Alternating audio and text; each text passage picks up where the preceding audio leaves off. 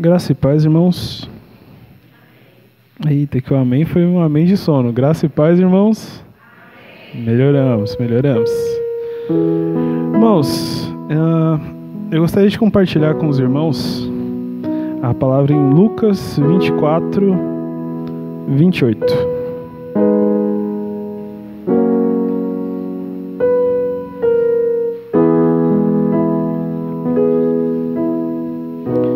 Lucas 24, 28. Amém? Eita, que eu ouvi uns 2 amém só. Vamos esperar.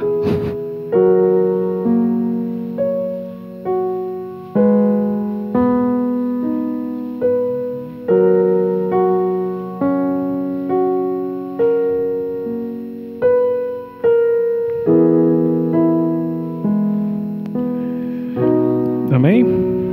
Agora melhorou.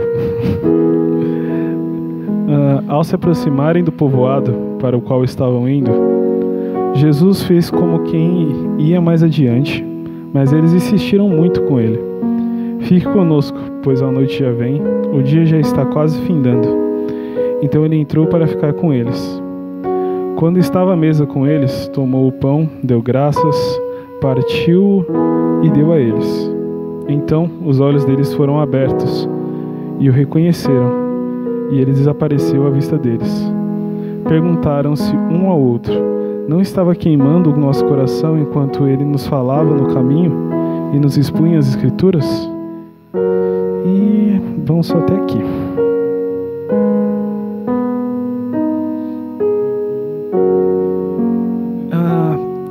Aqui, irmãos, é uma história que já foi ministrada, que é a história de Emaús, o caminho de Emaús, onde nós temos 2 discípulos andando e onde Jesus os encontra e anda esse caminho com eles e vai conversando até o ponto em que eles vão para casa, que é esse versículo que a gente leu, que Jesus parte o pão e eles reconhecem Jesus, é onde os olhos deles são abertos. E eles falam da questão de que enquanto ele falava, o nosso coração não queimava. O que eu tenho hoje para trazer aqui para os irmãos é como está a estrada da vida de vocês. Jesus está andando com vocês? Você está ouvindo Jesus falar? Assim como ele estava falando aos discípulos de Emaús? Porque muitas vezes Cristo está andando conosco no nosso dia a dia, mas a gente está com os ouvidos tampados muitas vezes e o nosso coração não arde mais. Por quê? Porque a gente está com os nossos ouvidos tampados, a gente não quer ouvir aquilo que Cristo tem a dizer. E trazendo esse exemplo, e até mesmo pegando a última pregação que a gente teve, que era lembre-se da mulher de Ló, que a gente estava falando sobre a questão de muitas vezes lembrar também das histórias daquilo que Cristo fez na nossa vida. Com quão constância você tem lembrado daquilo que é ensinado, dos princípios que nós temos como cristão, sobre aquilo que Cristo fez na sua vida, sobre o que Ele ainda está fazendo? Quanto tempo você dedica para lembrar dessas coisas? Porque a gente vai caminhando e aí fala, que Deus não fala comigo, eu não escuto Deus falar. Tá, mas você lembra daquilo que Cristo já fez na sua vida? Como que as coisas caminharam até o dia de hoje, até onde você chegou hoje? Porque a gente muitas vezes fala assim, eu não sinto meu coração queimar como os discípulos de Emaús. Às vezes basta você começar a ouvir a Cristo, a falar com Cristo e começar a ouvir, porque assim você começa a ter o coração queimado, assim como o dos discípulos de Emaús, e você tem um coração renovado. Porque se nós não renovarmos o nosso coração em Cristo, continuamos sem escutar Ele, e isso acaba sendo complicado, porque a gente acaba achando que Cristo é só uma história.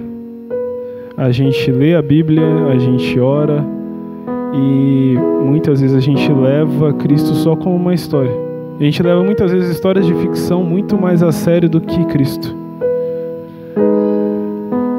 muitas vezes as histórias como, não sei, Senhor dos Anéis, Harry Potter, entre outros, é muito mais real na nossa vida do que Cristo.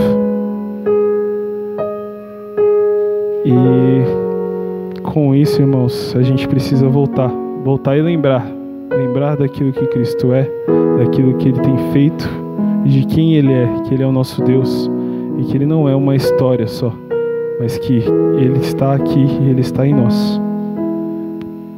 E que possamos deixar com que esse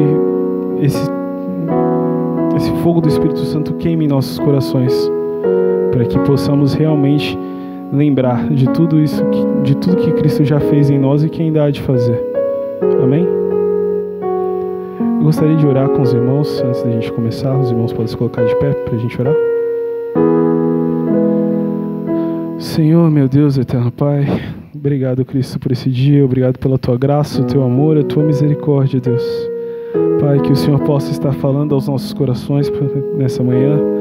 Que tudo que fizermos aqui hoje, Pai, seja para a Tua honra e para a Tua glória, Deus. Pai, que o Senhor possa derrubar qualquer muralha que possa ter em nossos corações, que nos impeça de ouvir a Tua voz, Deus. Que possamos ter o nosso coração queimado pelo Teu Espírito Santo, Pai.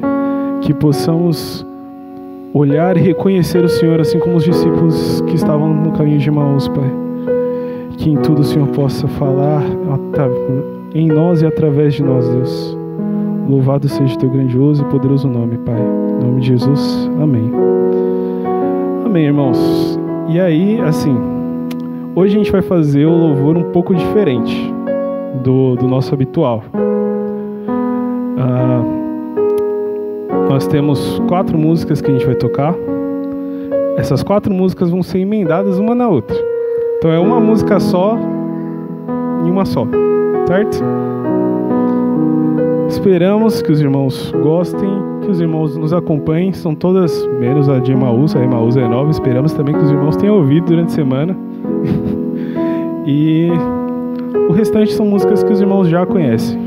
Amém?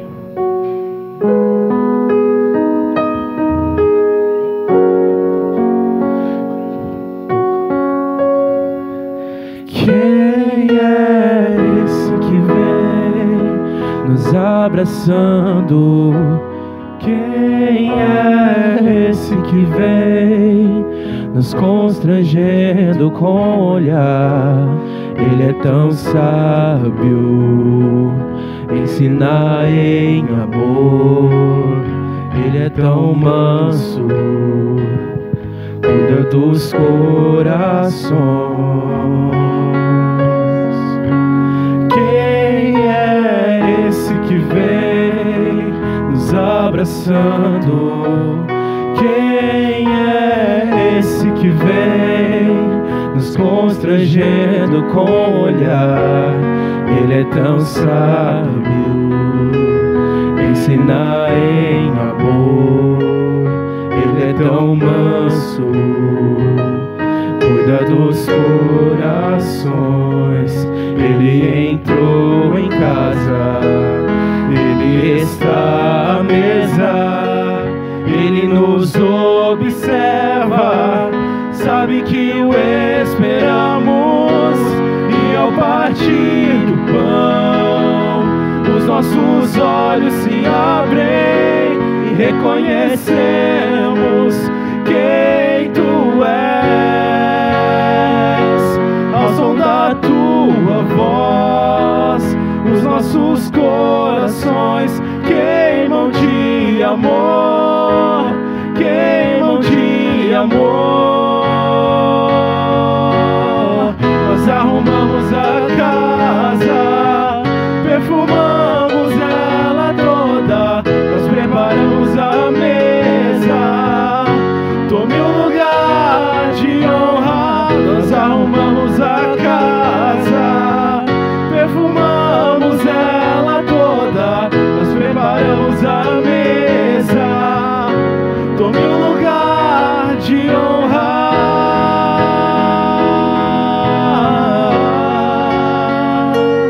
E ao partir do pão, os nossos olhos se abrem e reconhecemos quem tu és.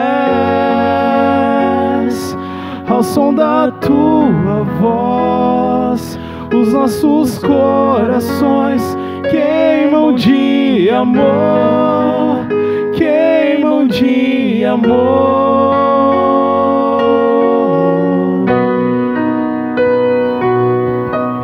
Que os nossos corações possam queimar de amor. Porque tudo que há dentro de mim necessita ser mudado, Senhor.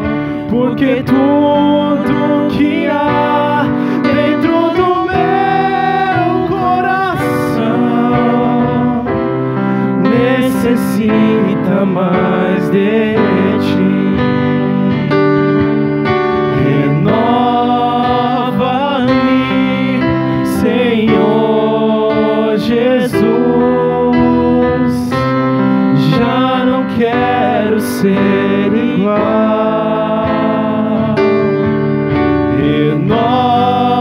Renova-me, Senhor Jesus.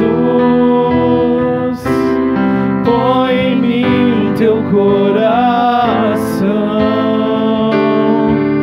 Porque tudo que há dentro de mim necessita ser mudado, Senhor. Porque tudo que há dentro do meu coração necessita mais de ti.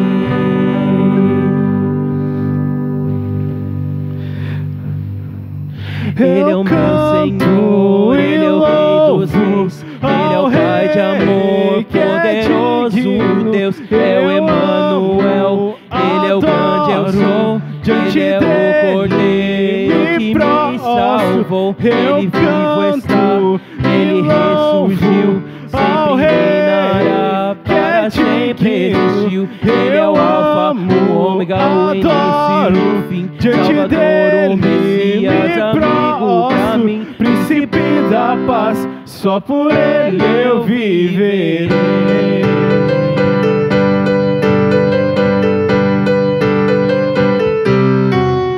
Tu és santo, Tu és santo, poderoso, poderoso, Tu és digno Tu és digno de adoração. de adoração.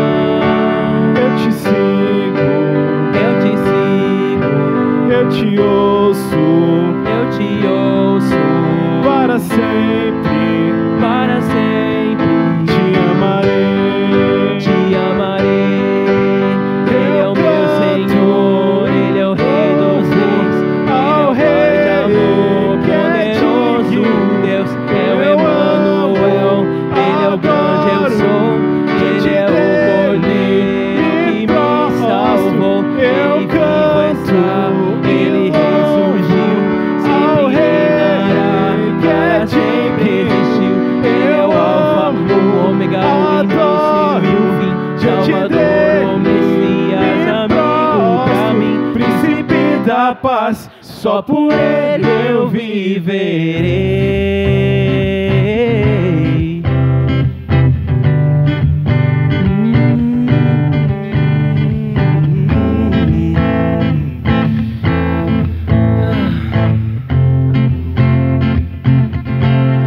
Eu olho para a cruz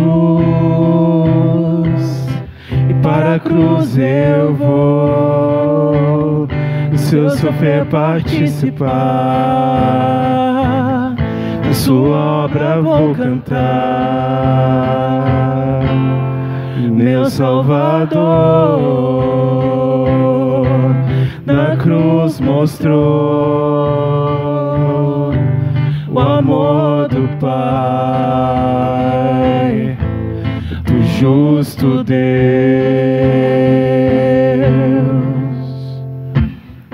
Pela cruz me me chamou gentilmente, me atraiu e eu, sem palavras, me aproximo, quebrantado por seu amor.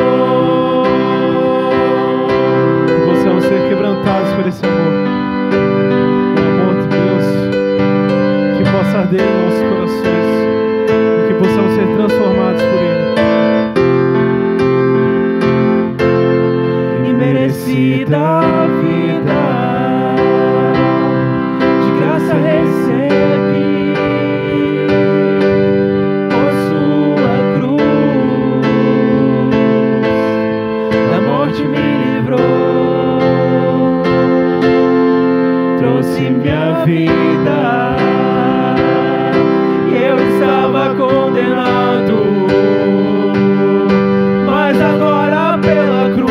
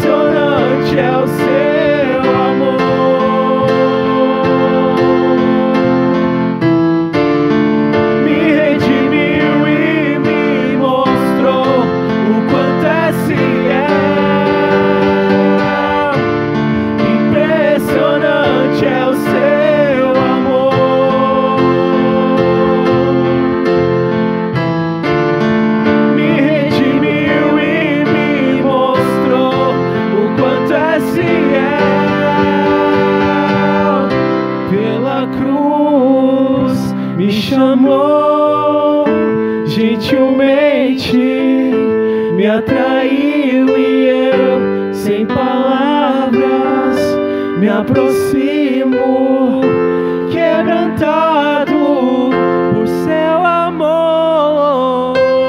Quem é esse que vem nos abraçando?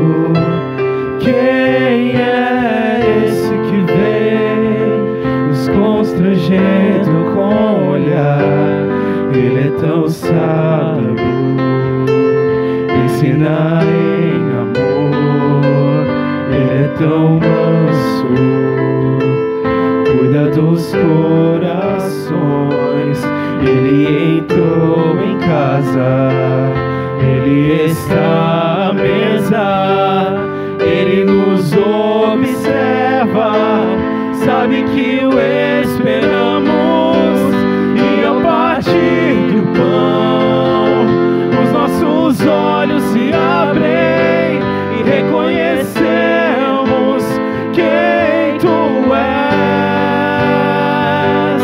Ao som da Tua voz, os nossos corações queimam de amor, queimam de amor. Nós arrumamos a casa, perfumamos ela toda, nós preparamos a mesa. Tome um lugar de honra. Nós arrumamos a casa, perfumamos ela toda, nós preparamos a mesa. Tome um lugar de honra.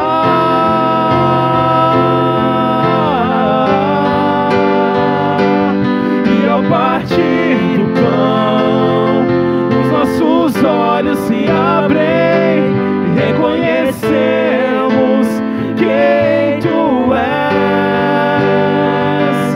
Ao som da Tua voz, os nossos corações queimam de amor, queimam de amor.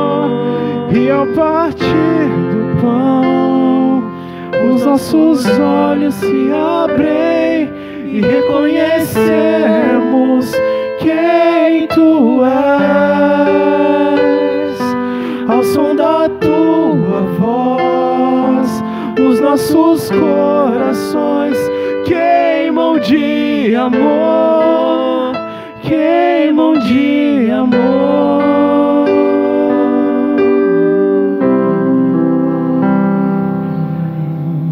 Senhor Deus eterno, Pai, obrigado, Cristo, pela Tua graça, o Teu amor e a Tua misericórdia, Deus.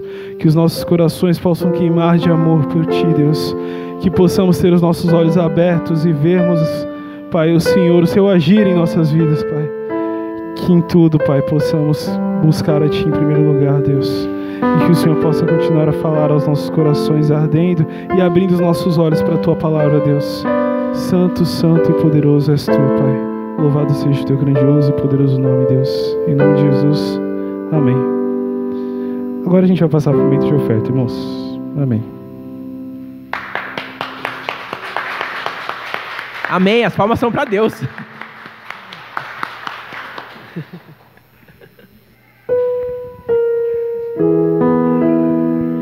Graça e paz, irmãos. Amém. Louvado seja nosso Senhor Jesus Cristo por estarmos na casa dele esta manhã, agradecendo a Deus pela noite, agradecendo a Deus pelo dia que amanheceu e aqui estamos.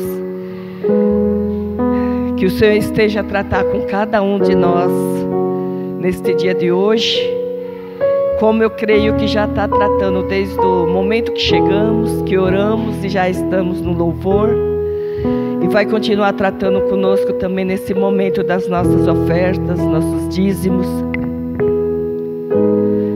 E o Senhor tem falado, como falou, né, que está em 2 Coríntios.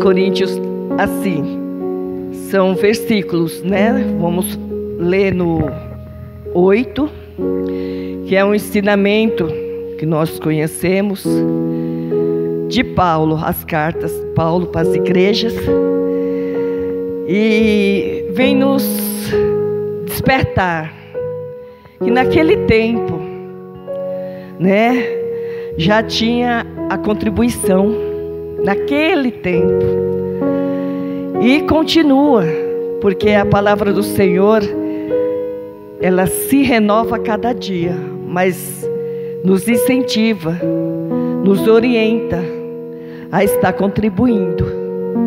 Amém? Então, assim, começando no versículo de 2 Coríntios 8, o texto nos fala incentivo à contribuição. E ao acompanhar o que o texto vem falando com cada um de nós, então assim, agora, irmãos, queremos que vocês tomem conhecimento da graça de Deus, da graça que Deus concedeu às igrejas de Macedônia naquele tempo, mas a graça de Deus continua sendo concedida às igrejas de hoje também. No meio de mais severa tribulação, a grande alegria e a extrema pobreza deles transbordava em rica generosidade. Uma palavra bonita falar em generosidade, porque a gente pode representar a nossa generosidade, lembrando que tem irmãos que necessitam, que tem missionários que estão aguardando, e tem irmãos lá fora que estão levando a palavra, e muitas vezes eles passam por muitas dificuldades e tribulações, e que nós venhamos reconhecer, estamos aqui, mas não posso falar obrigação, mas no compromisso de estarmos ajudando tanto os daqui como os de lá, de fora. porque a perseguição não está só lá, está aqui também. Porém, não é só de dízimos e ofertas, orações também. A generosidade de coração também nas orações precisa se fazer presente em cada um de nós. E nós vamos lendo mais um pouquinho, né? Aí lá no versículo, lá no 9, continua a mesma palavra, semeando com generosidade, o destaque, né? Aí fala para nós, lembrem-se, aquele que semeia pouco, também colherá pouco. E aquele que semeia com fartura, também colherá com fartura. Cada um dê conforme determinou no seu coração, não com pesar ou por obrigação, pois Deus ama quem dá com alegria. E que a alegria vem fazer parte da nossa vida ao contribuir, ao ofertar, no celeiro e principalmente no amor, na generosidade de olhar no olhar do próximo, ver a necessidade do próximo e não ver e olhar de lado, não, ver e ajudar. Amém? Que os irmãos estejam, né, preparados de coração.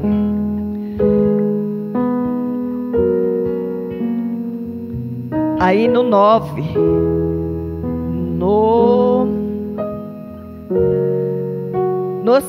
no 5, 9, 5, Paulo continua falando, né?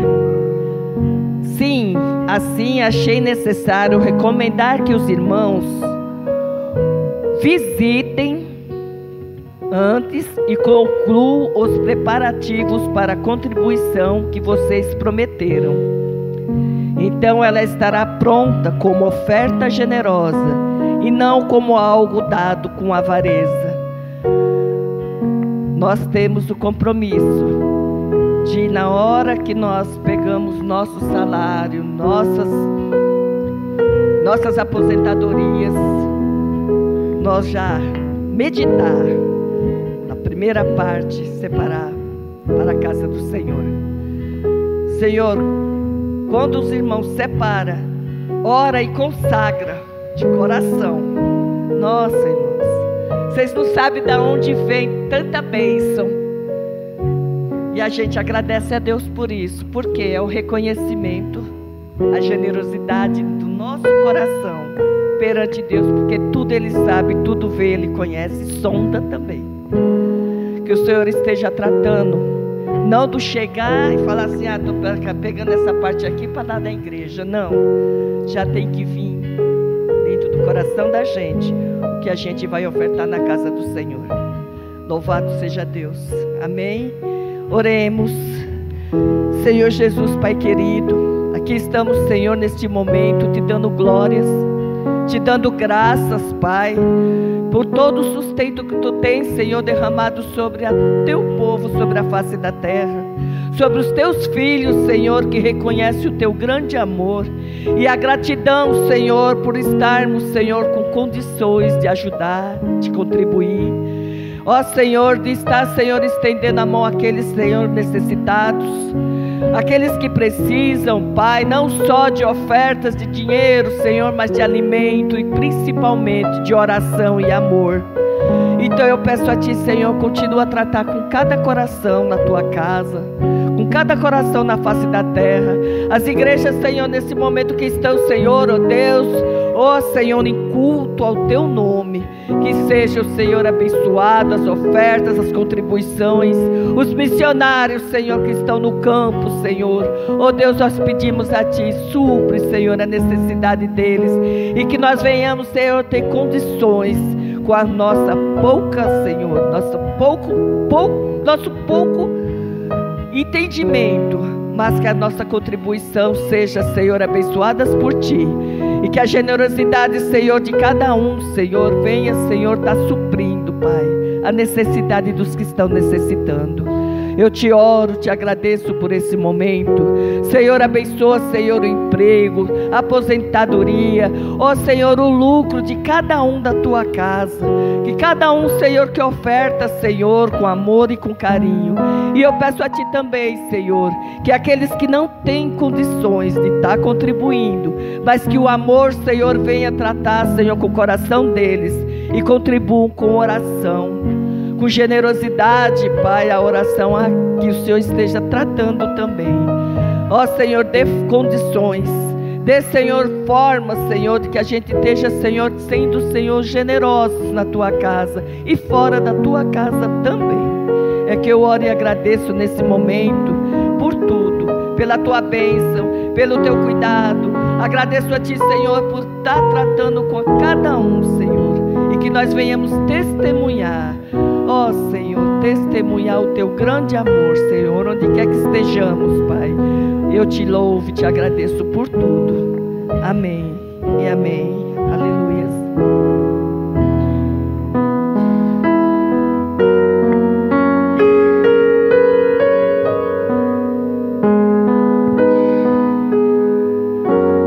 Amém. Os irmãos podem vir trazendo as ofertas.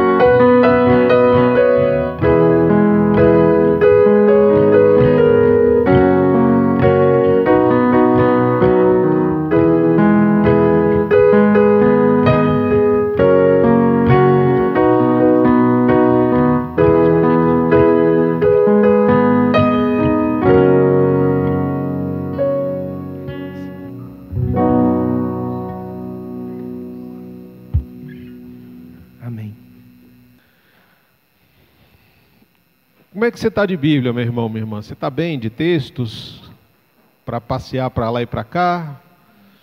Hoje a gente vai dar uma passeada nas profundezas do coração humano.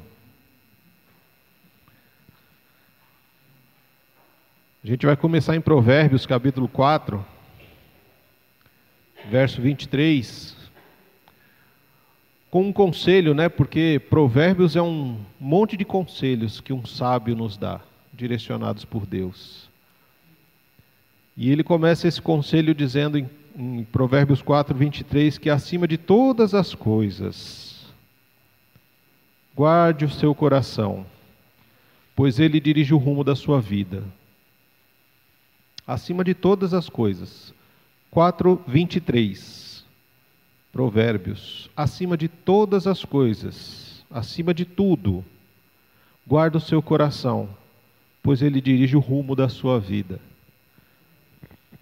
Um homem sábio, um homem que teve a oportunidade de pedir qualquer coisa para Deus, e ele pede sabedoria para governar o povo de Deus com justiça. Ele vem e nos dá um conselho como esse. Por que ele fala isso? Porque nós guardamos tantas coisas bem, né? A gente guarda um monte de coisa, guarda bens materiais, guarda brincos, joias, colares, relógios, roupas, guardamos carros, casas, guardamos um monte de coisas. Mas a gente muitas vezes se esquece de guardar o principal, que é o coração. O coração que, segundo o próprio sábio, dirige o rumo da nossa vida. Porque ele fala para guardar o coração. E guardar não é pegar o coração e botar dentro de uma gaveta. Igual a gente faz às vezes com a palavra de Deus, né? A gente pega a palavra, põe na gaveta e só tira ela no domingo. Ela fica refém da gaveta até o domingo. Ele não fala desse tipo de guardar. Quando o sábio pede para a gente guardar ou tomar conta, é deixar o coração sempre debaixo dos nossos olhos. Ou, principalmente, debaixo dos olhos de Deus. Sendo guardado, sendo protegido, porque é exatamente o coração que dirige o rumo da nossa vida. É no coração humano que Deus fala. E aí, por que ele pede para guardar, né? Por que é tão importante essa questão de guardar? Vamos lá para Lucas no capítulo 6, onde Jesus vai nos dar algumas direções, algumas palavras sobre essa importância de guardar o nosso coração. Porque quando o sábio manda a gente guardar o coração acima de todas as coisas, porque o coração dirige o rumo da nossa vida, Jesus ele vem reforçar o porquê que é tão importante a gente guardar o coração. Lá em Lucas, no capítulo 6, a partir do verso 43. Ele vai começar a contar para nós que uma boa árvore não vai produzir frutos ruins. Uma árvore ruim não produz frutos bons. Uma árvore é identificada por seus frutos. Ninguém colhe figos de espinheiros e nem uvas de arbustos espinhosos. A pessoa boa tira coisas boas do tesouro de um bom coração. E a pessoa má tira coisas más do tesouro de um coração mau. Porque a boca fala do que o coração está cheio. Por que vocês me chamam Senhor, Senhor, se não fazem o que eu digo? Eu lhes mostrarei como é aquela pessoa que vem a mim, ouve as minhas palavras e as pratica. Ele é como a pessoa que está construindo uma casa e que cava fundo e coloca os alicerces em rocha firme. Quando a água das enchentes sobe e bate contra essa casa, ela permanece firme, pois foi bem construída. Mas quem ouve e não obedece é como a pessoa que constrói uma casa sobre o chão, sem alicerces. Quando a água bater nessa casa, ela cairá, deixando uma pilha de ruínas. E aí você de repente pode falar, tá, mas o que tem a ver o guardar o coração com esse texto? Muita coisa. Jesus está falando exatamente a mesma coisa, só que Jesus está explicando por que a gente tem que guardar o coração. Ele começa a falar do fruto, né, que ele fala de frutos, ele fala das coisas boas que nós tiramos de algum lugar, ou coisas ruins, e ele fala da casa.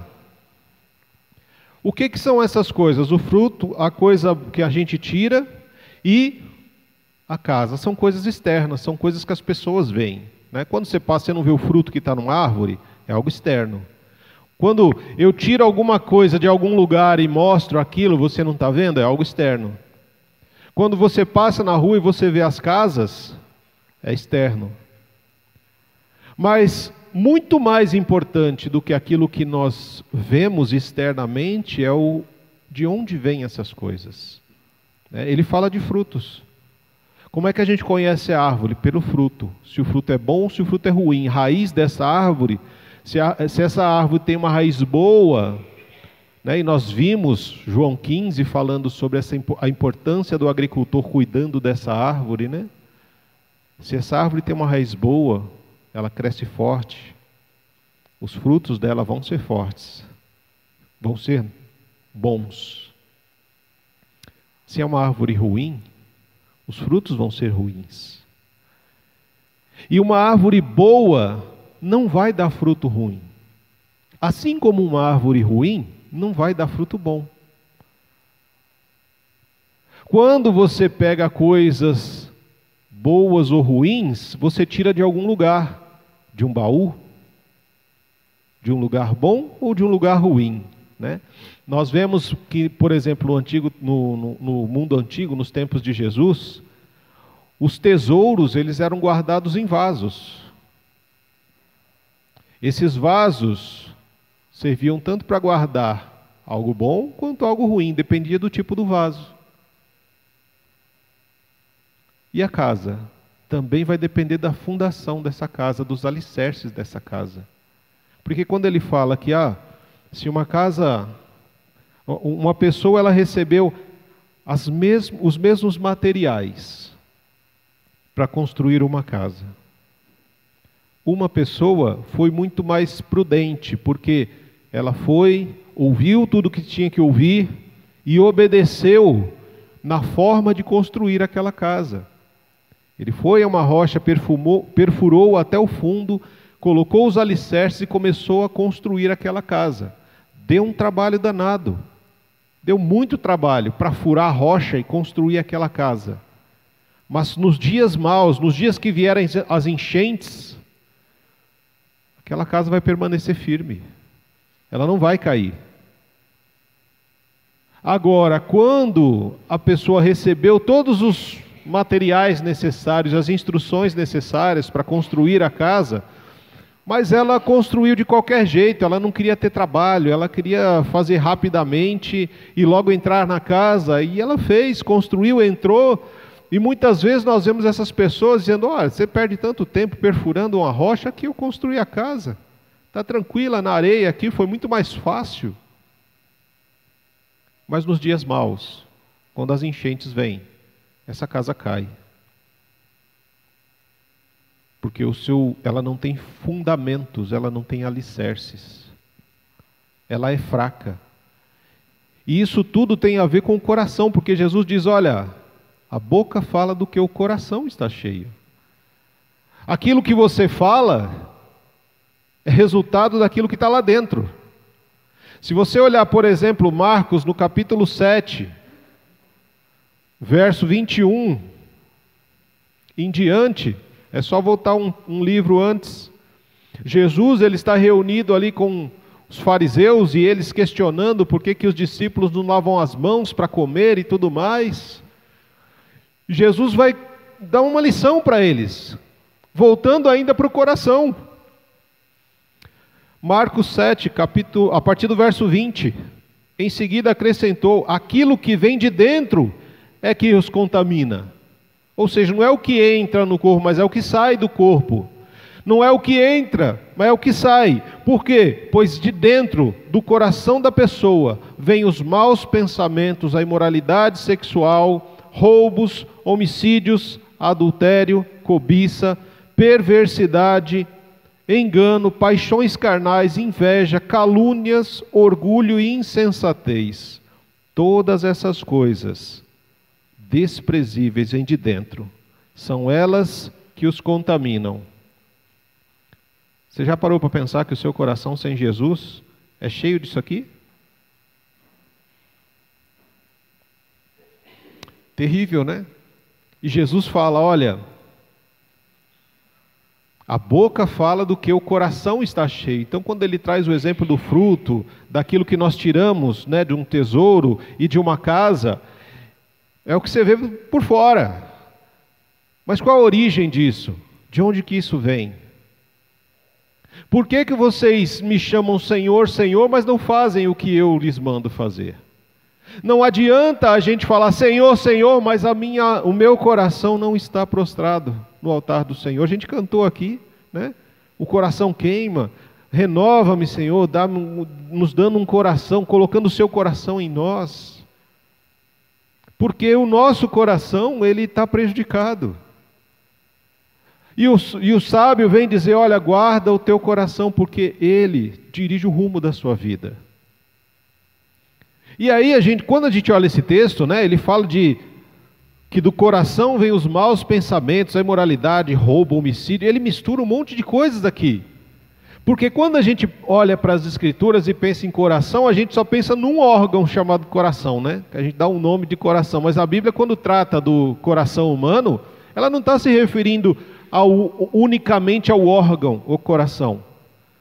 Quando ela fala do coração humano, ela se refere a todo o nosso interior. E a ciência vem descobrindo, né, nos últimos anos, o que eles já sabiam há muito tempo. Que todo o nosso interior sente, sofre, se alegra, todo o nosso corpo. Quando a gente tem muita preocupação, ansiedade, isso afeta nosso cérebro, a nossa mente, né? Quando a gente sente tristeza, isso afeta os nossos pulmões. A raiva é descarregada no fígado. frustrações no pâncreas, angústia no estômago, estresse no coração. Então, sabe tudo isso que a gente vem sentindo, né? Cada uma dessas coisas vai tocando uma parte lá dentro da gente. Então, quando ele fala para guardar o coração, guarda todo o seu interior. Todo o seu interior. Por quê? Porque todo o seu interior faz parte de quem você é. E se uma parte do seu interior você não cuida, é aquela velha e boa conhecida figura dos membros do corpo. Todos nós fazemos parte de um corpo. E cada um de nós tem um chamado, tem um dom, tem uma função para colocar à disposição do reino. Todo o seu interior sofre, chora, se alegra, sente. E muitas vezes, por estar sobrecarregado, ele deixa de fazer aquilo para o qual ele existe. Ele perde o seu propósito. Por quê? Porque a gente deixa de cuidar. Os olhos, a própria Bíblia fala, a cobiça dos olhos. Os olhos que nos levam muitas vezes à ilusão. Se os nossos olhos são bons, todo o nosso interior vai ser bom. Mas se os nossos olhos estiverem doentes, todo o nosso interior vai sofrer com trevas. E aí, né? A boca fala do que o coração está cheio, que Jesus falou ali, olha, não adianta você me chamar de Senhor, se no seu coração você não está disposto a fazer aquilo que eu te chamei para fazer. E aí eu te levo lá para Tiago agora. Tiago, capítulo 1. Tiago, capítulo 1, a partir do verso 19.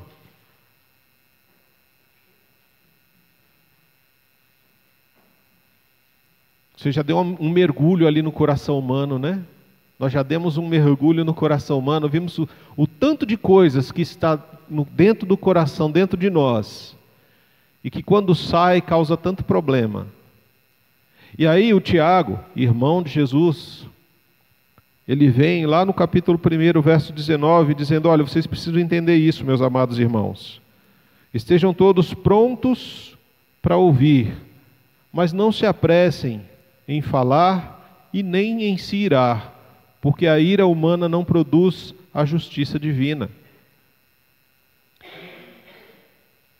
Portanto, removam toda a impureza e maldade e aceitem humildemente a palavra que lhes foi implantada no coração, pois ela tem poder para salvá-los. Olha que palavra interessante isso aqui, né? Nós vivemos em um mundo em que a gente está sempre desesperado para falar. Ele fala para a gente ser sempre pronto a ouvir. A nossa primeira ação precisa ser ouvir. Não devemos ter pressa para falar e nem para nos irarmos. Por isso que eu falei na última sexta que o nosso primeiro movimento na oração é de ouvir. Quando nós ouvimos a voz de Deus, nós respondemos e vamos à oração, porque é o chamado do Senhor nos chamando para um bate-papo, para conversar, para abrir o nosso coração, né? E o interessante aqui é que, quando ele fala, olha, sejam prontos para ouvir, não tenham pressa para falar e nem para se irar. Via de regra, quando alguém diz algo que vai contra o meu coração, aquilo que eu acredito, a primeira coisa que eu faço é me irar. Primeiro eu me iro, eu fico irado. E aí assim, eu não parto para cima com socos e pontapés, porque eu sou cristão, não é verdade? Nós somos cristãos, mas nós usamos uma arma extremamente poderosa, a palavra. Lembra que uma das passagens de Jesus, ele diz, olha, vocês ouviram o que foi dito, não matarás. Eu, porém, vos digo que se você chamar o seu irmão de louco, alguma coisa parecida, você é passível do fogo do inferno. Por quê? Porque isso vem do coração. E aí o que nós fazemos? Quando alguém fala algo que nós não concordamos, nós nos deixamos tomar pela ira e em seguida nós usamos a palavra para agredir, para rebater, para machucar. Muitas vezes nós agimos assim. E aí depois que a gente agrediu, machucou, feriu, aí a gente dá espaço para ouvir a pessoa agonizando. A agonia de alguém que está morrendo porque foi ferida por palavras. E nós machucamos principalmente aquelas pessoas que nós amamos. Porque são aquelas que nos amam e que nós amamos, que têm um coração aberto, né? Sabe aquela questão, quando você ama alguém, você abre o coração, e aí esta pessoa conhece os seus pontos fortes e também os seus pontos fracos. Isso acontece principalmente com casais, né?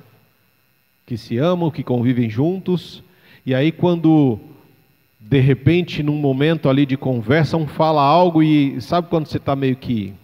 Você não está muito cristão ou cristã no dia, e aí você está dando mais espaço para o inimigo do que para outra coisa na sua vida, no seu coração, aí você começa a falar para machucar, e você sabe o lugar onde você machuca o outro, porque o outro se torna vulnerável.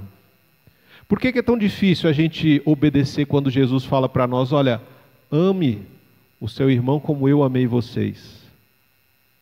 Porque quando eu amo a pessoa dessa forma, eu deixo que ela conheça as fraquezas da minha vida, do meu coração. E aquilo que deveria ser uma área que a pessoa deveria usar para orar e me ajudar a fortalecer naquilo, é exatamente nessa área que ela vai me machucar. Por isso que a gente tem dificuldade. Mas Jesus não tinha isso. Jesus falou, olha, eu sou quem eu sou, pronto. Se vocês gostam ou não. E Jesus falava coisas, e a maior parte das coisas que Jesus falou, feria o coração daquelas pessoas. Por quê? Porque Jesus estava indo falar diretamente ao coração delas. Um coração cheio de rancor, cheio de mágoas, um coração que estava louco para deixar transbordar os seus desejos, os seus pensamentos impuros. E aí Jesus fala exatamente contra tudo isso que está dentro da gente. E Jesus fala, em muitas passagens, as pessoas começam a pegar pedras para matar Jesus. E aí Jesus se afasta por enquanto. Assim também é conosco.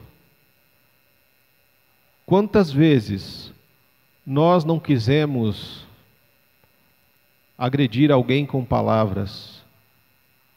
Ou quantas vezes nós não agredimos realmente essas pessoas com as palavras e as nossas próprias atitudes, quando elas falaram alguma coisa que foi contra aquilo que nós acreditamos. Mas eu sempre fiz assim, sempre funcionou. Quem é você agora para aparecer e me dizer que eu sempre fiz errado?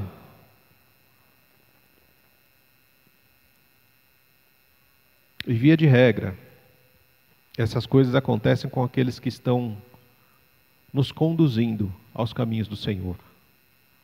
São líderes, são oficiais. E às vezes os próprios líderes, né, se levantam contra outros que têm uma maturidade espiritual maior do que aquele no momento, para conduzi-lo, para ajudá-lo, para orientá-lo e reorientá-lo na palavra. Mas quando ouve aquilo, aquilo gera ira. A ira sobe. E aí eu falo, não, eu não vou matar porque eu sou cristão, mas eu mato na palavra. Não adiantou nada.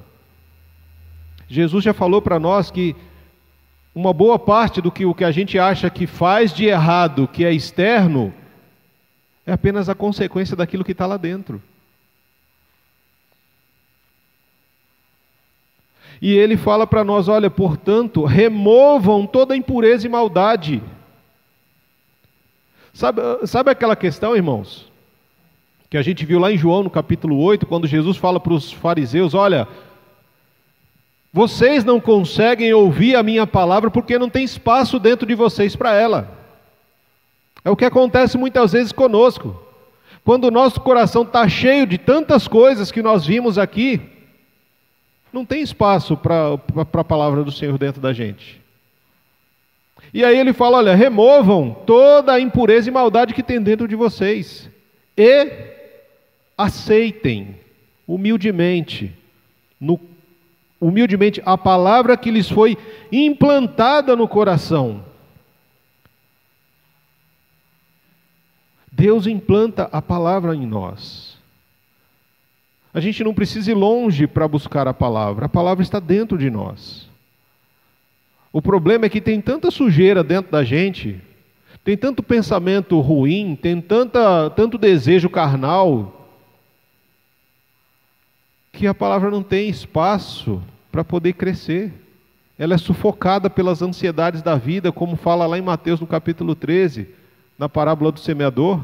A semente está lá, a palavra está pronta para crescer, mas ela é sufocada pelas ansiedades da vida, que nós permitimos tomar conta do nosso coração.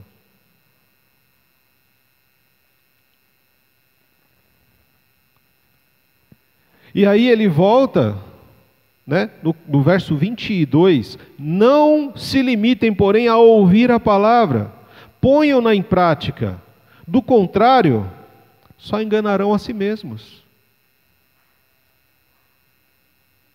É a mesma coisa que ele estava falando lá, que Jesus estava falando lá em Lucas no capítulo 6.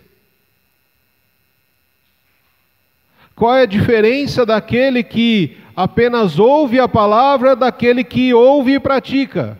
É a construção da casa. Imagina, por exemplo, para quem é o estudo bíblico de quinta-feira? Para todos. Todos têm a oportunidade de vir e participar. Todos vêm e participam? Não. Aí tem um grupo que vem e participa do estudo bíblico. Esse grupo recebe a mesma mensagem, dos mesmos textos, da mesma pessoa, do mesmo Espírito, do mesmo Deus. Mas o que cada um faz com aquilo que recebeu? Todos receberam a mesma coisa. Tem aqueles que vão colocar em prática na sua vida. E aí a gente começa a ver frutos. Os frutos são visíveis. A gente começa a ver que a pessoa começa a ouvir primeiro. Ela não tem tanta pressa de querer rebater e falar alguma coisa. E ela controla a sua ira. Por quê? Porque ela começa a dar espaço para o Espírito, e o Espírito começa a desenvolver nela o quê? O domínio próprio. Porque muitas vezes são pessoas que antigamente falava-se algo, eu não concordo, isso... Calma. Agora ela já ouve, pondera, pensa primeiro e verifica se aquilo realmente procede ou não. A gente vê nas atitudes da pessoa. Porque à medida que a palavra começa a tomar conta e tomar o espaço do coração, as atitudes, o comportamento dessa pessoa se torna diferente. É visível. Por quê? Porque algo mudou lá dentro. E quando muda lá dentro, transparece. Não é aquilo que o texto de Provérbios vai dizer, que a palavra boa, ela formoseia o coração, formoseia o rosto, né? A palavra boa, quando chega ao coração, ela traz formosura ao rosto. Mas quando a palavra não, quando o coração não aceita aquela palavra, o rosto se torna triste. E é isso que acontece. Quando o Senhor fala, olha, removam a impureza e a maldade do coração, o nosso coração, ele não é bom. Imagina um matagal, aquele terreno, aquele matagal todo. Ali tem todo bicho peçonhento que você possa imaginar. Assim é o nosso coração. E aí ele fala, olha, removam toda a impureza e maldade. Muitas pessoas, principalmente no interior, eles fazem o que para afastar os animais peçonhentos que estão escondidos ali nos matagais? Põe fogo, saraiva, bota fogo naquele negócio. E à medida que o fogo vai incendiando todo aquele matagal, os bichos ruins vão indo embora. As serpentes vão saindo fora. E aí quando você olha, nossa, está tudo queimado ali. Mas a terra pode ser curada. Ele pede para a gente fazer isso. Olha, remova a impureza e a maldade. Limpa o terreno, dá uma limpada no terreno do seu coração. Porque ele fala que se a gente ouve, mas não põe em prática, é como você que saiu hoje para vir para a igreja, e aí você foi lá na frente do espelho, aí ficou lá, maquiou, penteou o cabelo, pá, não sei o quê. Aí saiu da frente do espelho, aí foi fazer uma coisinha ou outra, e falou, nossa, será que eu passei a maquiagem? Será que eu coloquei isso aqui? Será que eu pentei o cabelo? Aí você volta para o espelho, porque você já esqueceu se você fez ou não. Essa semana o Pedro chegou em casa, e aí eu tinha terminado de tomar banho e tal, estava lá, aí fazendo uma coisa ou outra ali, eu só passei na frente do espelho e fui embora. Aí o Pedro chegou, olhou para minha cara e falou, tá tudo bem? Eu falei, tá, por quê? Não tem algo diferente em você. Eu falei, como assim diferente? Você não penteou o cabelo? Aí eu botei a mão, eu não penteei o cabelo. Aí vai eu lá pro espelho, para pentear o cabelo. Porque eu saí, passei no espelho rapidamente, e eu nem me lembrava se eu tinha ou não penteado o cabelo.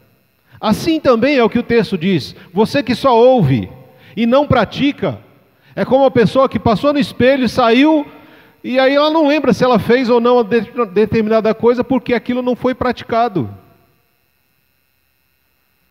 Nós fazemos isso constantemente. Faz um exercício rápido comigo. Se nós colocássemos em prática tudo o que nós ouvimos da palavra, eu não vou ser maldoso não, eu ia falar da vida inteira, que é muita coisa. Mas se a gente colocasse em prática tudo o que nós ouvimos do Evangelho de Jesus, nos últimos 2 anos, será que nós seríamos exatamente como nós somos agora? Se a gente tivesse colocado em prática, porque a gente ouviu muita coisa. Se você pegar por baixo só de pregação de domingo, se você não faltou em nenhum domingo num ano, são pelo menos 53, 54 ministrações. Foi uma só no domingo. Aí se você veio todas as quintas, você dobra isso porque é o estudo bíblico e aí já tem um pouco mais de profundidade. E aí você vai e coloca mais um pouco em cima com as reuniões de oração. Isso eu não estou contando nem as reuniões extras, nem as visitas, não. Só o que a gente ouviu do básico, terça, quinta e domingo. Se nós tivéssemos colocado em prática tudo o que nós ouvimos nesses últimos 2 anos, que tipo de pessoa nós seríamos? Eu tenho certeza que não seríamos a que somos hoje.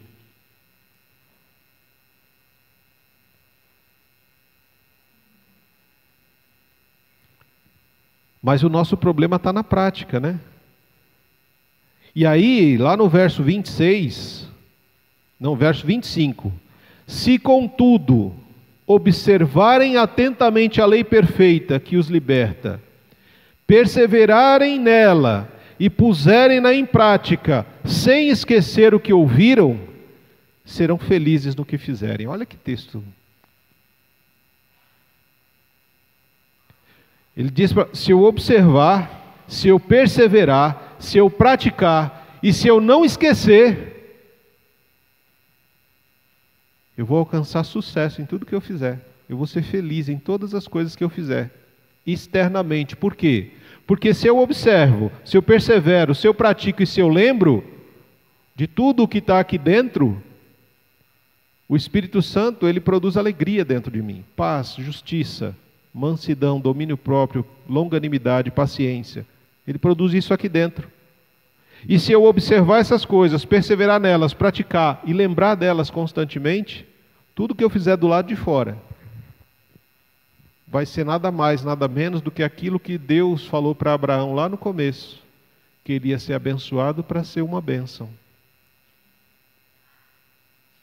Quando eu observo, persevero, pratico e lembro, eu me torno uma bênção na vida das pessoas ao meu redor. Mas tem um problema, né? No verso 26 diz que se algum de vocês afirma ser religioso, você fala que é crente, você fala que é cristão, mas não controla a sua língua, você engana a si mesmo. E a sua religião, o seu cristianismo não vale nada.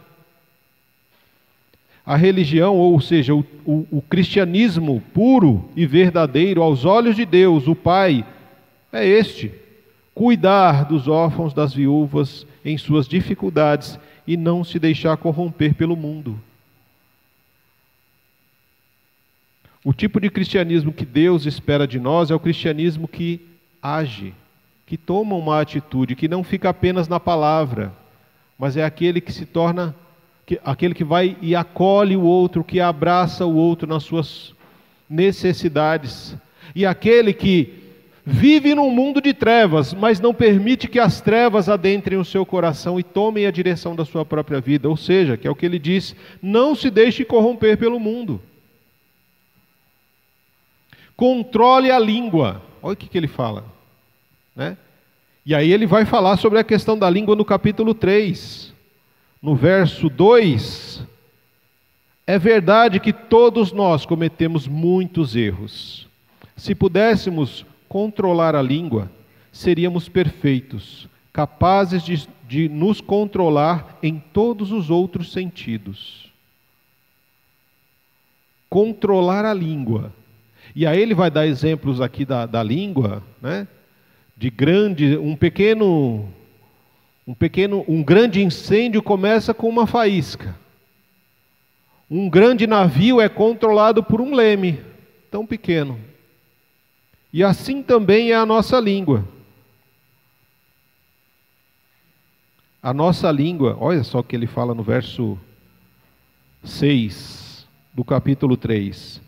Entre todas as partes do corpo, a língua é uma chama de fogo, é um mundo de maldade que corrompe todo o corpo, ateia fogo a uma vida inteira, pois o próprio inferno a acende.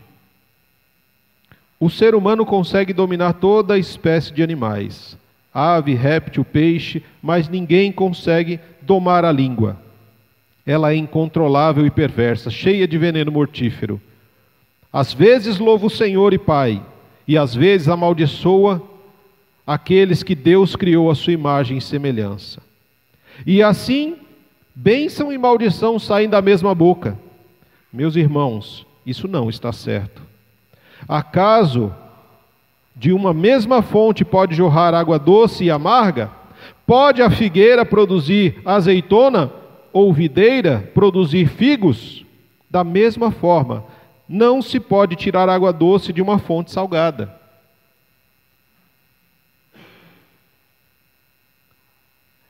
Esse é um texto autoexplicativo, né? Ele mesmo se explica, ele diz para nós, por que tantas igrejas se dividem? Por causa da língua, do poder da língua, que é o próprio inferno que acende. Por que existem contendas no meio do povo de Deus? Por causa da língua, fofoca, mentiras, diz que me disse, um disse do outro, um disse para o outro, e tarará, tarará. Por que existem separações? Por causa do poder da língua. Por que nos casais há tantas brigas e discussões? Por causa da língua. Aí você vê a criancinha pequenininha, não sei o que, tarará, tarará, ela ouve algumas coisas, ela começa a falar uns palavrões. E aí os pais fazem o quê? Dá um tapa na boca da criança. Não é isso? Mas o problema está na língua.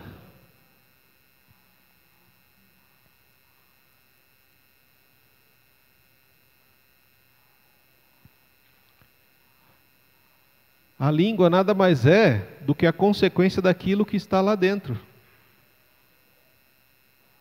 Ele volta a dizer aquilo que Jesus estava falando lá em Lucas no capítulo 6. Pode a figueira produzir azeitona ou a videira produzir figo? Não. Não pode produzir o figo se é uma videira. Irmãos, não dá. São árvores diferentes. Não dá para uma fonte jorrar água doce e salgada. Então até determinado horário eu vou jorrar água doce. Agora, quando determinado horário, agora eu vou jorrar água salgada. Não dá para uma mesma boca, uma hora vir louvar a Deus, a outra hora amaldiçoar o irmão, que é a imagem e a semelhança de Deus. É incoerente isso. É a mesma coisa de você falar uma coisa e em seguida você fazer totalmente o contrário do que você falou. E é esse tipo de prática, irmãos, que tem minado o coração de muitos jovens adolescentes nas nossas casas. Porque eles não encontram o exemplo.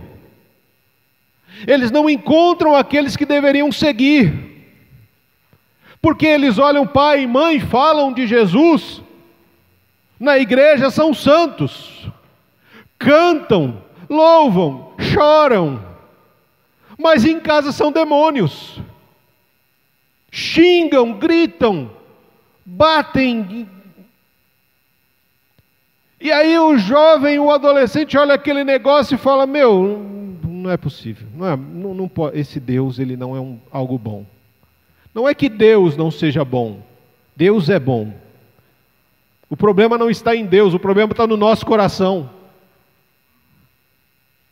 O nosso coração que busca mestres que falem aquilo que vão agradar os nossos ouvidos.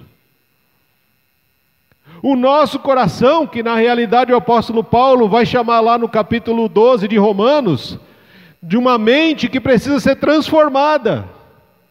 De uma mente que está moldada, está formatada, tomou a forma do mundo. E aquilo que o mundo chama de normal, o Evangelho fala que é pecado. Jesus condena. E é por isso que Jesus é crucificado. Porque Jesus foi contra o desejo do coração humano. E quando esta palavra vem e fala isso para nós, é a mesma coisa. Ela vem para ferir o nosso desejo. Quantos de nós, irmãos, quantos de nós precisamos olhar para dentro para enxergar o que tem tomado conta do nosso coração? O Tiago no capítulo 4 diz: olha, de onde vêm as discussões e briga no meio de vocês? Acaso não procede dos prazeres que guerreiam dentro de vocês? Vocês querem o que não têm, e até matam para consegui-lo. Invejam o que os outros possuem, lutam e fazem guerra para tomar deles. E no entanto, não têm o que desejam, porque não pedem. E quando pedem, não recebem, pois os seus motivos são errados. Pedem apenas o que lhes dará prazer. Lembra do que a gente falou na sexta-feira? Qual o conteúdo das nossas orações? Via de regra, o conteúdo das nossas orações vem de onde? Dos desejos que habitam dentro de nós. E o texto diz que são coisas que nós invejamos, cobiçamos, e coisas que não temos e queremos. Mas nem tudo que Deus dá para uma pessoa, você também deveria ter. Deus tem um plano e um propósito para cada um de nós. E aí a gente olha, né, às vezes as pessoas olham e falam: mas eu queria um casamento desse jeito. O meu casamento não é bom, eu queria que o meu casamento fosse assim. Mas não dá para o seu casamento ser daquele jeito, porque aquelas pessoas que têm aquele determinado casamento pagaram um preço para aquele casamento ser daquela forma. Um casamento não é dado pronto, um casamento ele é construído. Com dias bons e dias ruins, com dias difíceis e dias de conquista, dias de perda. Um casamento é construído com eu nego a minha vontade para a gente poder fazer a sua hoje. Amanhã você nega a sua para a gente fazer a minha. E em outro nós temos que negar nossa própria vontade, na minha e a sua, para fazer a vontade de Deus, que é sempre a primeira e a principal que deve habitar em um relacionamento. Mas nós vivemos um mundo em que, por qualquer coisa, já não quero mais, vou arrumar outra pessoa. Queimou o arroz, essa mulher já não serve mais, vou arrumar uma que não queima o arroz. Pintou o cabelo de uma cor que eu não gostei, vou arrumar outra. Tudo hoje é um motivo. Qualquer coisa, pequena que seja, é um motivo para abandonar a pessoa com quem, diante de Deus, nós dissemos que vamos dividir uma vida, construir uma vida. E aí, qual o problema? Filhos. Os filhos vão crescer e aí muitos filhos já começam com aquela questão, né? Bem, meus pais se divorciaram, então eu também vou ter que me divorciar. Já começam uma relação pensando em divorciar. E aí, sabe aquele, começa uma relação e fica na espreita. Deixa eu ver qual vai ser o motivo. Não consciente, mas inconscientemente isso acontece. Ah, porque os meus pais divorciaram, então eu também vou ter que divorciar. Ah, porque, sei lá, meus pais só foram felizes no terceiro, no quarto casamento. Então eu também só vou ser feliz assim. E a gente se esquece que o casamento é a construção de Cristo, um na vida do outro. Você não casa para ser feliz, você casa para formar Cristo na vida do outro. E a consequência da formação de Cristo na vida do outro vai gerar felicidade. Porque eu observei, eu perseverei, eu pratiquei e eu me lembrei de tudo aquilo que a palavra me orienta. E isso produziu vida.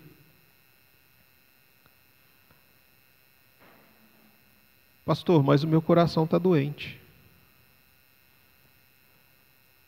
A minha língua fala coisas que não deveria. O meu comportamento não condiz com o Cristo que eu digo seguir. O que eu faço? Jeremias, o nosso amigo, por muitos conhecido como um profeta chorão, mas um homem sensível à voz de Deus, obediente à voz de Deus.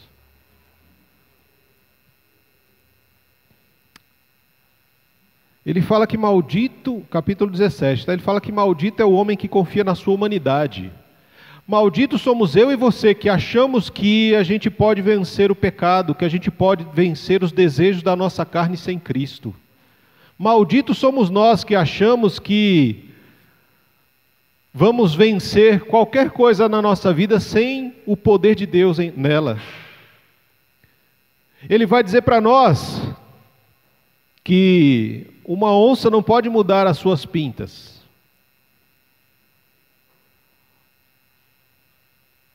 Assim como eu e você não podemos mudar o nosso coração pecaminoso. A gente pode lutar contra ele dia após dia. Mas se estivermos sozinhos, nós não vamos ganhar. Nós vamos perder. A gente já vai entrar numa luta perdendo. Por quê? Porque no verso 9 do capítulo 17 de Jeremias, ele diz que o coração humano é mais enganoso que qualquer coisa. E é extremamente perverso, tem uma doença incurável. Quem sabe de fato o quanto ele é mau? É a pergunta que ele diz para nós. Ele faz uma afirmação de que nosso coração tem uma doença que é incurável. Ele é extremamente perverso. Ele é mais enganoso que qualquer outra coisa na face da terra. Com um coração desse que está dentro da gente, quem é que pode realmente entender o quanto ele é mau? Eu, o Senhor, Examino o coração e provo os pensamentos. Dou a cada pessoa a devida recompensa de acordo com as suas ações. O Senhor, que nós falamos que é o médico dos médicos, Ele é o único que pode sondar o coração humano e provar os nossos pensamentos. Por isso que Davi, quando ora, ele pede: Senhor, o Senhor me sonda, o Senhor me conhece, vê se existe em mim algum caminho mau, existe algum pensamento que não te agrada, existe alguma coisa dentro de mim que entristece o teu espírito, e arranca isso de mim, Senhor. E no Salmo 19 ele ainda diz mais, ele diz: olha, Senhor, sonda-me, Senhor, e me perdoa dos pecados que me são ocultos. Porque uma boa parte dos pecados que eu e você cometemos, nós sabemos e nós conhecemos. Nós temos consciência. E nós cuidamos desses pecados como se fossem bichinhos de estimação. E aí um homem chamado John Owen, ele diz assim: olha, ou você mata o pecado, ou o pecado mata você. Os dois não podem viver. Um dos dois vai ter que morrer. E o inimigo trabalha para que o pecado mate você. Porque aquele que mata o pecado já o matou. Levou na cruz do Calvário Jesus. O Senhor, o Deus Todo-Poderoso, é Ele quem examina, é Ele quem prova. E aí no verso 14 do capítulo 17 de Jeremias, ele diz: ó Senhor, se me curares, serei verdadeiramente curado. Se me salvares, serei verdadeiramente salvo. E por isso, louvo somente a Ti. O seu coração tem uma doença incurável. Nós somos maus por natureza. Nós somos pecadores por natureza. E é só quando nos voltamos para o Senhor, rogamos a Ele, orar, orar e orar, até a gente começar a orar de verdade. E nós oramos de verdade quando o Espírito Santo começa a orar através de nós. É o Espírito que adentra e nós damos espaço para Ele. E olha, Espírito, fala com o Pai. Leva para o Pai aquilo que eu estou sentindo. Traduz as minhas lágrimas, traduz a minha dor, traduz o meu sofrimento, traduz o meu desespero para o Pai. E quando essas coisas acontecem, irmãos, a gente vai para Ezequiel. Ezequiel 36. Falei para vocês que vocês iam fazer uma viagem hoje. Dei um monte de texto para vocês refletirem aí, dá para refletir nesses textos aí por semanas.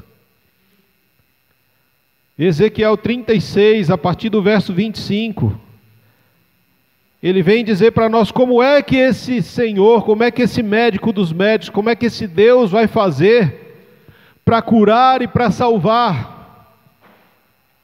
a nós de um coração perverso, pecaminoso, doente, com uma doença incurável, que aos nossos olhos é impossível, mas para Deus nada é impossível. Então aspergirei sobre vocês água pura e ficarão limpos. Eu os purificarei de sua impureza e de sua adoração a ídolos. Eu lhes darei um novo coração e colocarei em vocês um novo espírito. Removerei o seu coração de pedra e lhes darei um coração de carne. Porei dentro de vocês o meu espírito, para que sigam os meus decretos e tenham cuidado de obedecer aos meus estatutos. Ele não vai colocar qualquer espírito dentro de nós. Ele diz: eu vou colocar o meu espírito. O meu Espírito Santo. Ele vai ser colocado dentro de cada um de vocês. Eu vou dar um novo coração para vocês, porque o coração que vocês têm é um coração enfermo, um coração doente, um coração que busca apenas os seus desejos e prazeres. Por isso que a gente canta: dá-me um coração igual ao teu, Senhor. Coloca dentro de mim o teu coração, ó Pai. Queima o nosso coração. Faz isso, Senhor, porque o meu coração, ele não tem nada de bom, Pai. Ele não tem nada de bom. E muitas vezes eu e você nos encontramos no caminho de Emaús, que foi o texto que nós iniciamos a celebração de hoje. Muitos de nós nos encontramos nesse caminho porque nos esquecemos, deixamos de observar, de perseverar, de praticar e de lembrar tudo o que o Senhor falou para nós, que o apóstolo Tiago falou lá no capítulo 1, verso 25. A gente deixou de observar, de perseverar, de praticar e de lembrar. E aí quando as dificuldades vêm, parece que a nossa casa foi construída na areia. Porque a gente começa a querer pegar o caminho de Emaús, um caminho onde ninguém conhece a gente. Sabe aquela coisa? Eu quero sumir, eu quero ir para um lugar onde ninguém me conheça. Eu quero ficar longe de tudo e de todos. É isso que Cleopas e o outro discípulo, que somos eu e você, estavam fazendo. Eles deixaram de lado tudo aquilo que Jesus tinha ensinado para eles naqueles 3 anos. Se esqueceram de praticar, se esqueceram de buscar, de observar, de tudo que deves cuidar. Cuida do teu coração, porque o coração vai dirigir o rumo da tua vida. Eles tiraram o coração da presença do Senhor e pegaram um caminho de 11 quilômetros para uma outra cidade, tentando fugir de tudo aquilo que tinha acontecido. E nesse caminho, Jesus começa a caminhar ao lado deles. Jesus caminha do meu e do seu lado, quando a gente está com esse desejo de ir embora, de sumir, de desaparecer. Quando a gente está saturado de tudo e de todos. Quando a gente olha para dentro e só vê escuridão. Quando parece que nada muda, que nada acontece. Parece que tudo de bom só acontece para os outros e nada para nós. E quando a gente começou a ter esperança, Jesus é crucificado. E a gente se esquece que ele havia dito, olha, eu vou ser crucificado, mas ao 3º dia eu vou ressuscitar, eu vou voltar para estar com vocês. E eu vou estar com vocês até a consumação dos séculos. Eu vou, mas o meu Espírito será derramado sobre vocês. E ele começa a andar com aqueles discípulos naquela caminhada, e ele faz o quê? Ele começa a trazer à memória aquilo que vai renovar a esperança do coração daqueles discípulos. Que eu e você temos em mãos, a palavra do Senhor. Aquilo que renova a nossa esperança, aquilo que renova a alegria do nosso coração, a alegria da salvação em Cristo, aquilo que vai nos fazer ser gratos em toda e qualquer situação, está na nossa mão. A gente só precisa colocar ele no nosso coração. E aí você lembra quando, em várias passagens é falado tanto no livro de Jeremias, quanto lá no livro de Apocalipse, olha, eu não lembro se é Jeremias ou se é Ezequiel agora, mas um dos dois, eu sei que é o profeta. A palavra está aqui. Coma ela toda, não é uma parte, é toda, coma ela toda. Na boca vai ser docinha. Porque é doce você falar da palavra, não é? Não é gostoso falar de Jesus? Não é gostoso falar da palavra? Você ter versículo decorado, você tem uns negócios assim que às vezes você solta, né? Mas se essa palavra que é doce na boca, na língua, não for praticada na sua vida, ela não vai fazer sentido. Por isso ele fala, põe na boca, engole, come ela, todinha. Na boca ela é doce, mas quando ela chega no estômago, ai. E não é nem no estômago, né? Ela desce e quando ela entra dentro da gente, porque enquanto está na boca ali, você está mastigando, o negócio ainda não entrou direito. Mas quando você engole e ela começa a fazer parte de você, ai, esse negócio amarga demais. Ô Jesus, é amargo. É amargo porque nós somos amargos, não é a palavra que é amarga. Porque nós estamos mortos nos nossos delitos e pecados. Porque o nosso coração é pecaminoso, ele é enganoso, ele é mentiroso, ele é doente. E para a gente ser curado, a gente precisa primeiro morrer. Morrer para nós mesmos. E o amargor que ele diz é o amargor da morte, do velho homem, para que possa nascer uma nova criatura, com um novo coração, com uma nova forma de pensar, que esteja disposto a obedecer a todo o mandamento de Cristo, permanecendo firme. Jesus não nos chamou para o sucesso, irmãos. Jesus nos chamou para sermos fiéis. E nós precisamos entender isso. No caminho de Emaús, à medida que Jesus começa a trazer à memória deles toda a história, desde Moisés até os dias que eles viveram, eles falam que o que estava queimando? Voltamos para o coração. O coração queimava, e o nosso coração queima à medida que nós somos alimentados pela palavra. Porque é a palavra que santifica o nosso coração. E por que a gente vive tão mal hoje? Porque a maioria dos crentes que estão dentro da igreja não leem a palavra do Senhor. A maioria dos crentes, a maioria das pessoas que se dizem evangélicas, cristãs, que estão dentro das igrejas, não conhecem a palavra de Deus. Não se alimentam dela. E aí quando a gente fala, irmão, quando foi a última vez que seu coração queimou à medida que a palavra falava com você? Ih, pastor, nem me lembro. É lógico. Quando foi a última vez que você se dedicou realmente a ler as Escrituras, a se aprofundar nelas e deixar que ela adentrasse o seu interior, fosse no profundo da sua alma, falasse ao seu coração realmente? Quando foi a última vez que você leu a palavra de Deus toda, de Gênesis a Apocalipse? Pastor, nunca li. Desculpa.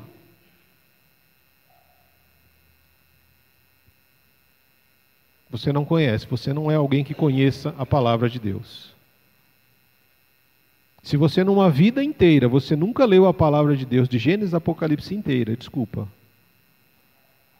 Você não pode se dizer cristão ou cristã.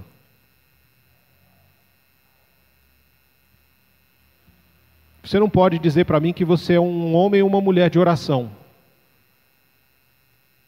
Porque a oração é primeiro ouvir o chamado do Pai. E o Pai te chama para conhecer a vontade dEle através da Escritura. E à medida que a Escritura vem tomando o nosso coração vai ardendo. Porque é a santidade de Deus purificando o pecado do meu coração.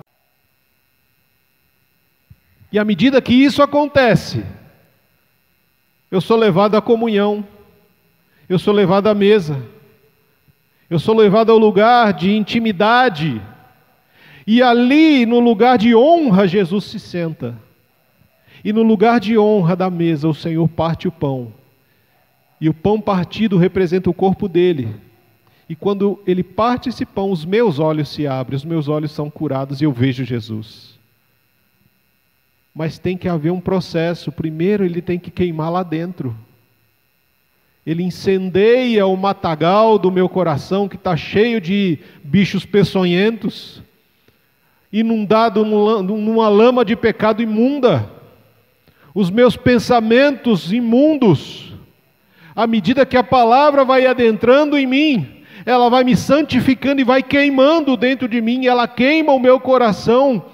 Ela queima, e à medida que isso vai inflamando lá dentro, ilumina a minha mente, e os meus olhos se abrem no partir do pão, e eu entendo que eu também sou chamado a isso, a me entregar pelo outro.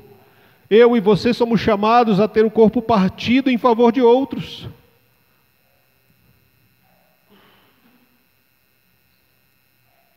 É o negar-se a si mesmo. É permitir que Jesus, assim como ele fez com o pão, ele tomou o pão, deu graças, partiu e serviu. Hoje Jesus quer pegar a sua vida, mas para ele pegar você tem que entregar ela a ele primeiro. Porque segui-lo é uma decisão que nós tomamos. Se você quiser me seguir, eu quero pegar a sua vida. Eu quero agradecer ao Pai por você ter um novo coração, ser uma nova criatura, por você ter um coração disposto a obedecer. Eu quero partir você, para que você vá para os mais diversos lugares, e que você sirva de alimento na vida de pessoas que estão famintas do Evangelho.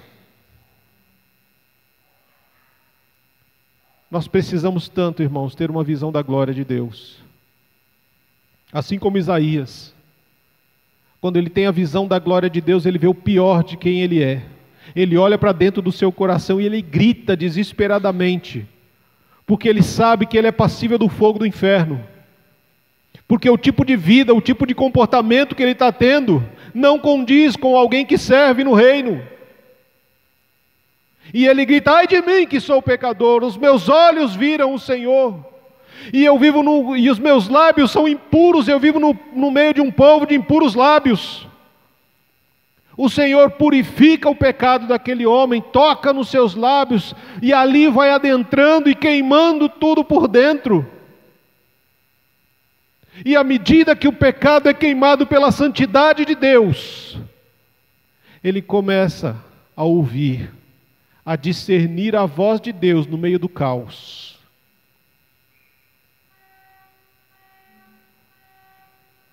A quem enviaremos? Quem há de ir por nós? E por ele agora sim ter um coração renovado, incendiado pelo poder do Espírito Santo. Ele ouviu, opa, agora eu estou ouvindo, eu consigo discernir a voz de Deus no meio da gritaria de todos. Senhor, eis-me aqui, envia-me a mim. Mas antes de Jesus poder usar você para alguma coisa, Ele precisa transformar o seu coração. Não podemos ser quem nós somos e querer adorar e servir a um Deus todo-poderoso, um Deus santo. Enquanto nós não morrermos, Deus não vai poder nos usar para a glória do nome dEle, em obediência, em frutos. Porque Ele, conforme as figuras que o próprio Deus colocou para nós, né? Ele é o Rei do reino aonde nós precisamos estar construindo o nosso tesouro. Onde está o seu coração? Aí está o seu tesouro. Muitos de nós estamos com o coração nessa terra e construindo o nosso próprio reino. E quando Jesus voltar, o nosso reino será destruído, porque foi construído na areia e não na rocha. Aqueles que estão com o coração, o tesouro no reino dos céus, estão construindo uma casa num alicerce bom, numa rocha. E à medida que nós caminhamos e somos chamados ao Senhor, nós somos escolhidos para glorificar a Deus dando muito fruto. E a gente precisa lembrar que esse Deus é o agricultor, que vai cortar todo o ramo que não estiver frutificando. E Deus vai ser glorificado, tanto naquele que frutifica, quanto naquele que não frutifica. Aquele que frutifica vai glorificar a Deus com os seus frutos. E aquele que não frutifica, vai ser cortado, jogado no fogo e queimado em juízo, para a glória de Deus, o justo juiz.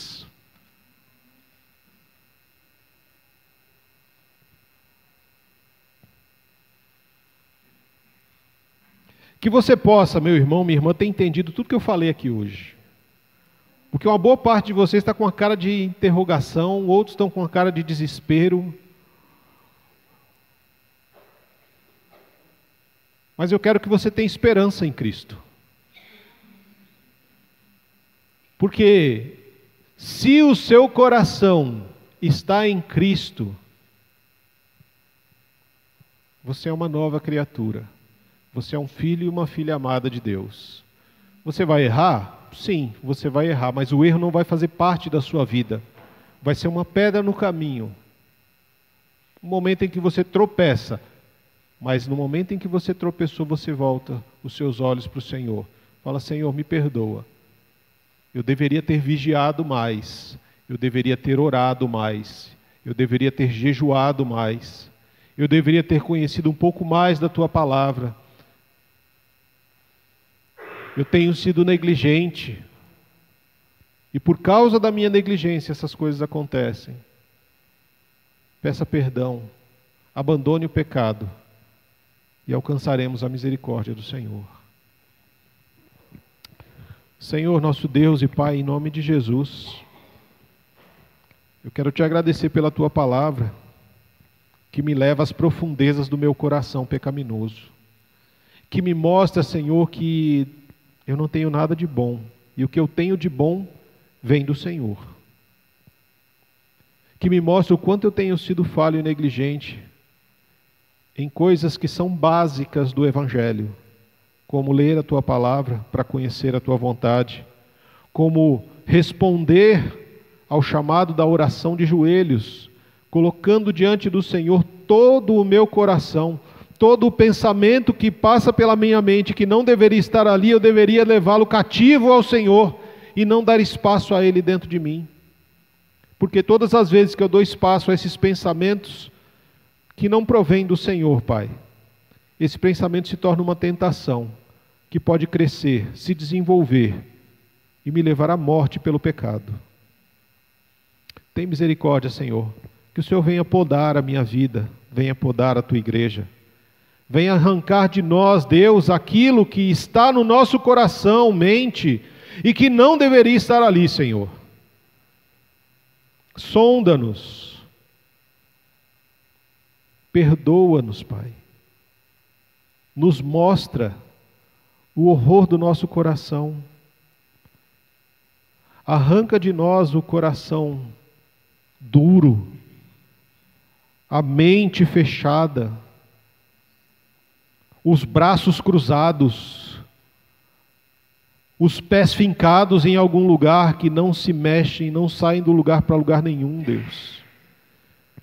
Tira de nós, Senhor, esse espírito de apenas ouvintes, porque no reino o Senhor espera trabalhadores e não espectadores. Oh Deus, em nome de Jesus, Pai, o Senhor nos chamou, o Senhor nos escolheu para uma grande obra. Que nós possamos ter consciência disso. Que possamos colocar a mão no arado e não ficar olhando para trás. Que possamos entender, Pai, que nós precisamos guardar o nosso coração, porque dele procede as fontes da vida, é Ele quem vai direcionar o rumo da nossa vida, Senhor. Que os nossos ouvidos estejam fechados, ó Pai, para as músicas mundanas e também para as músicas que se dizem evangélicas, cristãs, que não glorificam o Senhor, Pai. Porque é tanta porcaria a ser tocado aí fora, Deus. E adentrar os nossos ouvidos e contaminar o nosso coração. Guarda os nossos olhos, Senhor. Guarda os nossos olhos de pecar contra Ti, ó Deus. Com olhares de malícia, com olhares de julgamento, com olhares de condenação, com pornografia, com tantas coisas ruins que o mundo oferece, ó Deus. Guarda os nossos olhos. Guarda os nossos olhos, Pai, para que possamos nos alimentar da Tua palavra, Deus. Em nome de Jesus, Pai amado, queremos colocar diante do Senhor a nossa vida, Deus, para que o Senhor nos cure, para que realmente possamos ser curados, para que o Senhor nos salve e realmente possamos viver como salvos, para a glória do Teu nome. Que o amor de Deus, que a graça de Cristo Jesus, que a comunhão e a consolação do Espírito Santo arda, queime, incendeie o nosso coração em nome de Jesus. Amém.